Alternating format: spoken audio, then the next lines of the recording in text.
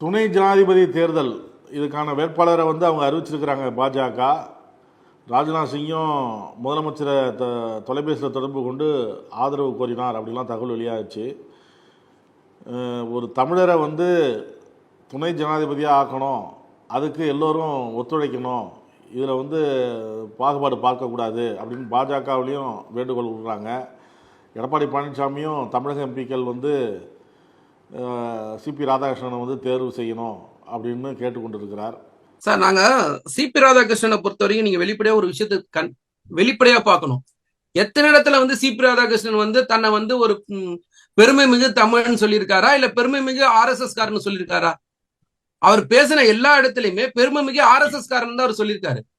RSS உடைய அஜெண்டாவை இங்க நடைமுறைப்படுத்த வேண்டிய இடத்துல நான் தமிழ்நாடு இல்ல சார். நீங்க தமிழ்நாட்டுல தமிழ்ன்ற பேர்ல உங்களுக்கு அவ்வளவு பெரிய அக்கறை இருந்திருந்தா கீழடி அகழ்வாராய்ச்சி அங்கீகரிச்சிட்டு போங்க.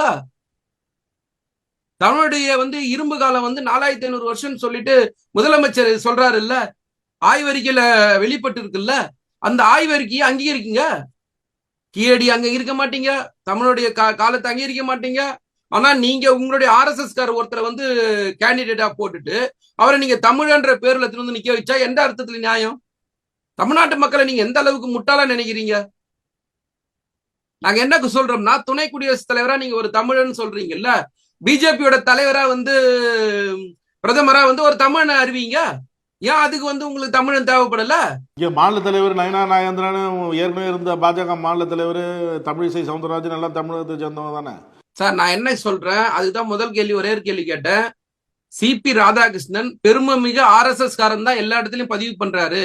நான் பெருமை மிகு தமிழன் அவர் எங்கேயுமே அங்கீகரிக்கல. அவர் தன்னை ஒரு RSS காரனா சொல்ற சிபி ராதாகிருஷ்ணன் தன்னை ஒரு தமிழனா சொல்லி இருந்தாருன்னா மக்கள் அதை பத்தி யோசிச்சிருப்பாங்க. ஆனா பிஜேபியோட வேலை தேர்தலுக்காக எடுத்துன்னு வர நாடகம் சார் இது. தமிழ்நாட்டுல அடுத்தது எப்படியாவது கால் பதிக்கணும், ஏதாவது ஒரு வகையில தமிழ்நாட்டு மக்களை ஏமாத்த முடியுமான்னு முயற்சி பண்றதுடைய ஒரு வேலை தான் சிபி ராதாகிருஷ்ணன் துணை குடியரசுத் தலைவரா சொன்னது.